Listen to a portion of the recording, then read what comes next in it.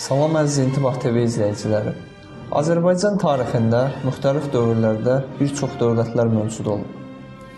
Tarixçilər arasında bəzi məsələlərə dair fərqli yanaşmalar olsa da, bir həqiqət danılmazdır.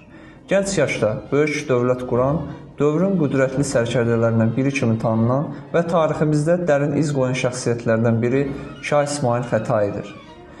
Cəmi 14 yaşında tərəfdarlarını ətrafına toplayaraq yürüyüşə başlamaq, bu yaşda böyük bir siyasi və hərbi mübarizəyə qoşulmaq böyük cəsarət tələb edirdi. O dövrün mürəkkəb siyasi şəraitində bu, adi hadisə deyildi. 1501-ci ildə Təbrizə daxil olan və özünü şah elan edən İsmayıl, bununla da Səfəvilər dövlətini yaratdı.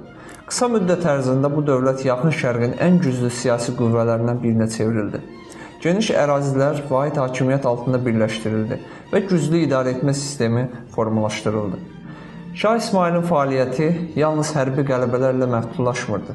O, dövlət idarəçiliyinə xüsusi önəm verir, mərkəzi hakimiyyəti gücləndirməyə çalışırdı. Güclü dövlətin yalnız güclü ordu ilə deyil, nizamlı idarə etmə ilə də mümkün olduğunu anlayırdı. Şah İsmayıl Xətai həm də söz adamı idi. O, Xətai təxəllüsü ilə yazdığı şeirlərdə Azərbaycanın ədəbiyyatında mühüm yer tutub. Onun əsərlərində vətən sevgisi, mənəvi dəyərlər və insanlıq mövzuları geniş yer alır. Bu gün də onun poeziyası ədəbi irsimizin qiymətli hissəsi kimi hesab olunur. Tarixdə onun adı tez-tez 1514-cü ildə baş vermiş Çaldıran döyüşü ilə xatırlanır. Bu döyüş Osmanlı Səfəvi qarşıdurmasının ən mühüm hadisələrindən biri idi. Döyüşün nəticəsi Şah İsmayıl üçün ağır olsa da, bu hadisə onun qurduğu dövlətin tarixdəki rolunu və əhəmiyyətini aradan qaldırmır. Tarix şəxsiyyətləri yalnız bir hadisə ilə qiymətləndirmək doğru olmaz. Onların bütün fəaliyyəti və yaşadıkları dövrü birlikdə nəzərə alınmalıdır.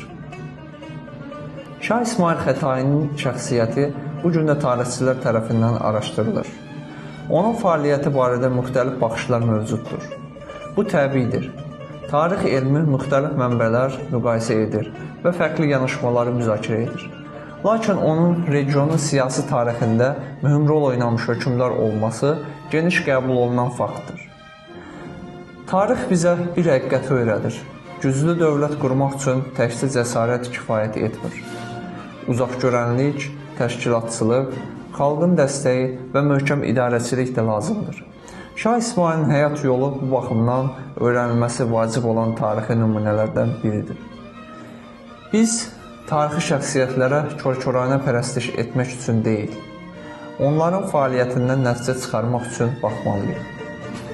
Keçmişimizi öyrəndikcə bu günümüzü daha yaxşı anlayır, gələcəyimizi daha möhkəm qurmaq imkanını əldə edirik. Sonunda bir fikri vurğulamaq istəyirəm. Şah İsmayıl Xətai Azərbaycan tarixində mühüm iz qoymuş şəxsiyyətlərdən biridir. Onun dövlət quruculuğu, hərbi fəaliyyəti və ədəbi irsi tariximizin ayrılmaz hissəsidir. Tariximizi öyrənmək isə keçmişi təkrarlamaq üçün deyil, gələcəyi daha düzgün qurmaq üçündür. Tarixin tozlu səhifələri verilişində sizinlə mən idim, Ceyhun Əlibəy. Diqqətiniz üçün sağ olun.